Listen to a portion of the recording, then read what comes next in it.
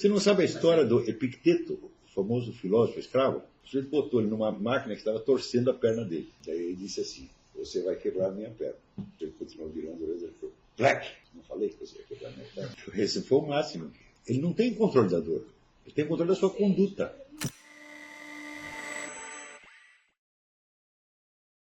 Bom, então como a psique só pode ser concebida como uma força e não como uma coisa, então é claro que toda a questão de limites entre a psique e qualquer outra coisa é sempre um pouco problemática. Não que esses limites não existam, tá certo?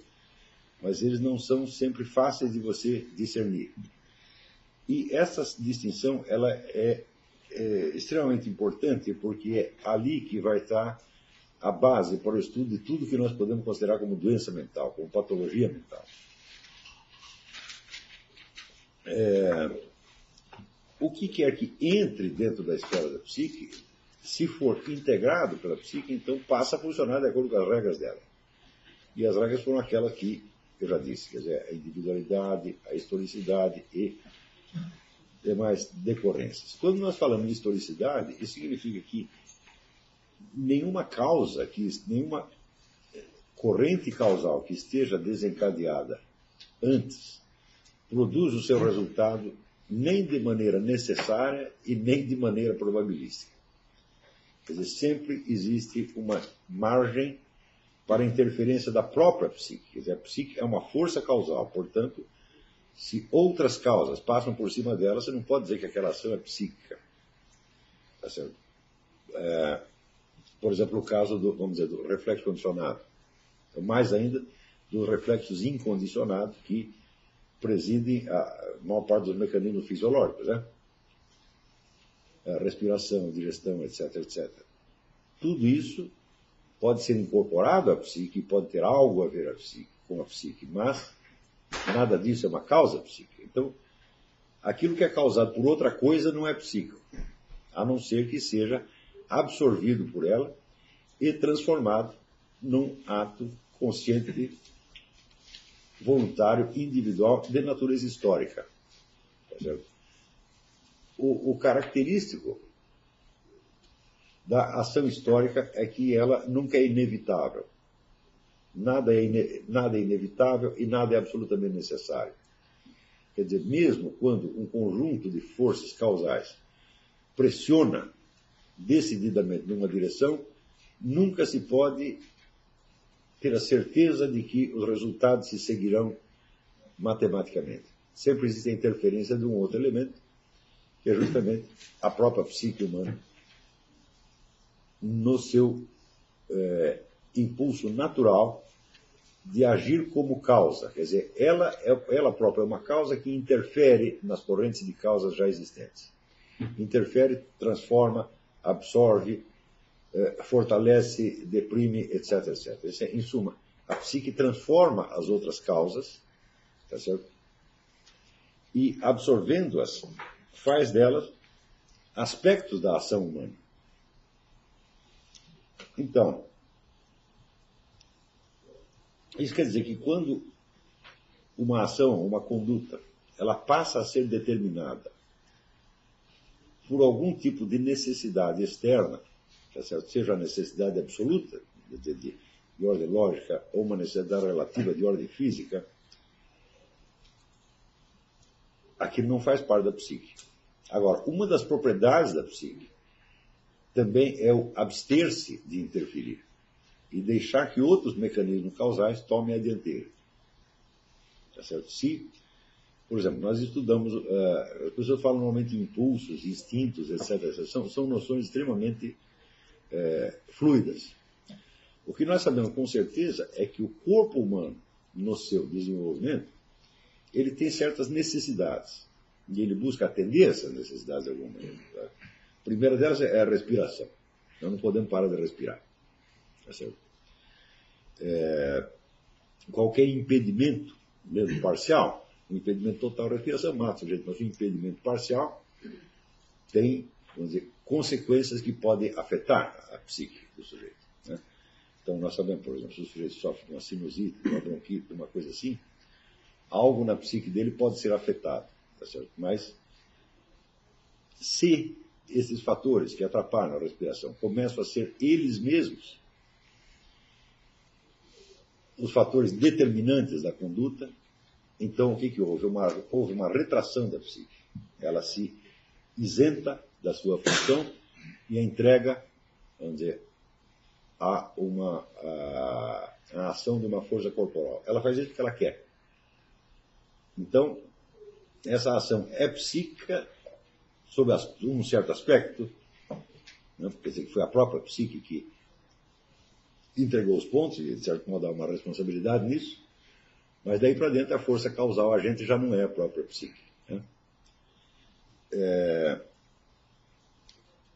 Se você pegar todas as necessidades corporais, você verá que nenhuma delas, por si mesma, determina uma conduta. Nenhuma. Por mais forte que ela seja. Por exemplo, a fome. Quer dizer, a fome está presente como uma necessidade. Mas o que você vai fazer para matar a fome? Primeiro, você vai fazer alguma coisa? Né? Quer dizer, você não é obrigado, você não é forçado a comer. O seu corpo não te força a comer. A comer nesse instante, naquele instante, você pode adiar isso aí. Mas ele também não te força a comer uma quantidade X. Você pode comer a menos ou pode comer a mais.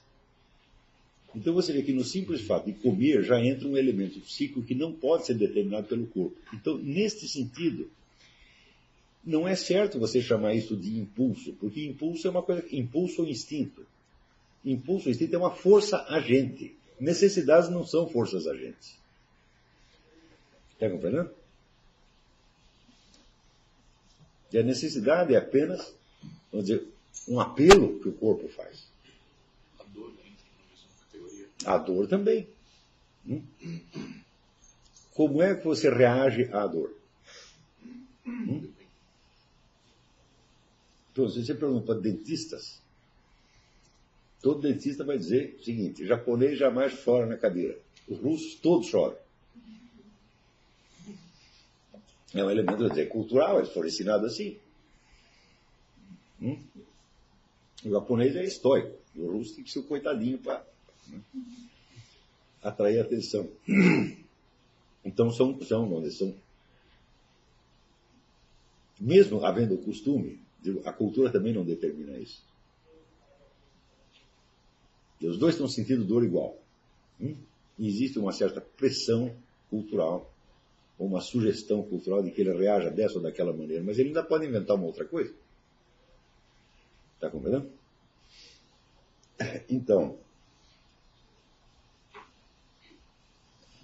né, e tem coisas, vamos dizer, tem as variações aí são infinitas. Eu sei, por exemplo, que eu sou um sujeito muito mais sensível ao calor do que a qualquer dor que exista. Eu posso aguentar dor e ficar quieto, calor não aguenta. Sim, mas se você pegar um cigarro, botar na pele de alguém, qualquer pessoa vai sentir dor? Vai não. Sentir a dor é uma coisa, mas como é que ele vai manifestar exteriormente a dor?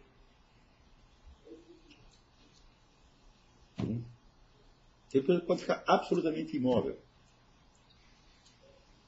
Não fazer nada. Dá a impressão que não está sentindo nada. Está sentindo, evidentemente. É a conduta que muda, é a reação que muda. Entendeu? Então... Mas tem um limite também, não tem? Seria tortura, né? Não tem, o limite é a morte. Inclusive o caso contrário, né? O sujeito pode não reagir, absolutamente ficar quieto, você continua maltratando ele e ele morre. Você não sabe a história do Epicteto, o famoso filósofo escravo? Né? O sujeito botou ele numa máquina que estava torcendo a perna dele. Daí ele disse assim: você vai quebrar a minha perna. O sujeito continuou virando o orelha e falou: Black! Não falei que você ia quebrar a minha perna.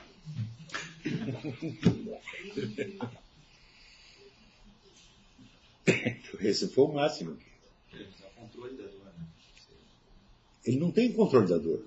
Ele tem controle da sua conduta. Hã? Ele sente, mas não fala nada. Ele deve estar sentindo. Ele pode tentar pensar em outra coisa. É isso. Quer dizer, controlar a dor. O que? A expressão é contraditória. Não, controlar a conduta. Você controla a sua conduta, a sua reação à dor.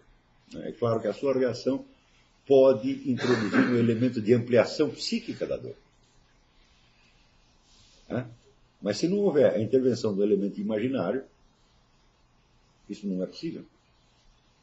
Por exemplo, o sujeito dentro da dor, ele pode começar a imaginar até a sua própria morte. E daí vai ficar aterrorizado, e daí ele vai ter que gritar. E o outro pode, ao contrário, minimizar aquilo. Ele minimiza o quê? A imaginação, não a dor propriamente dita.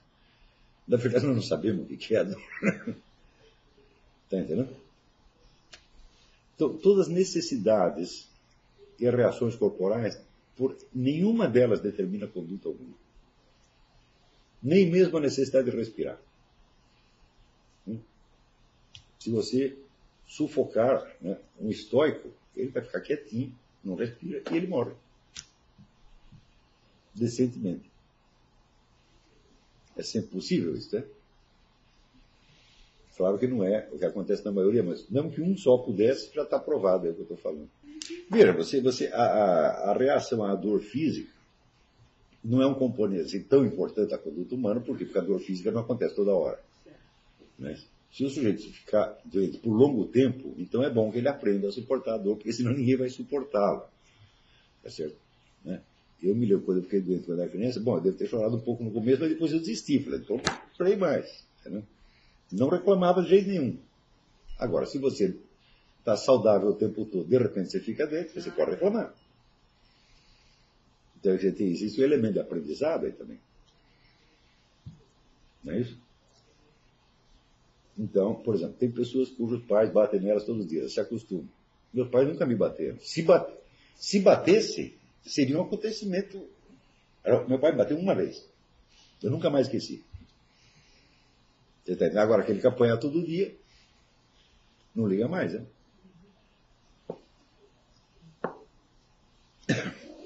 Então,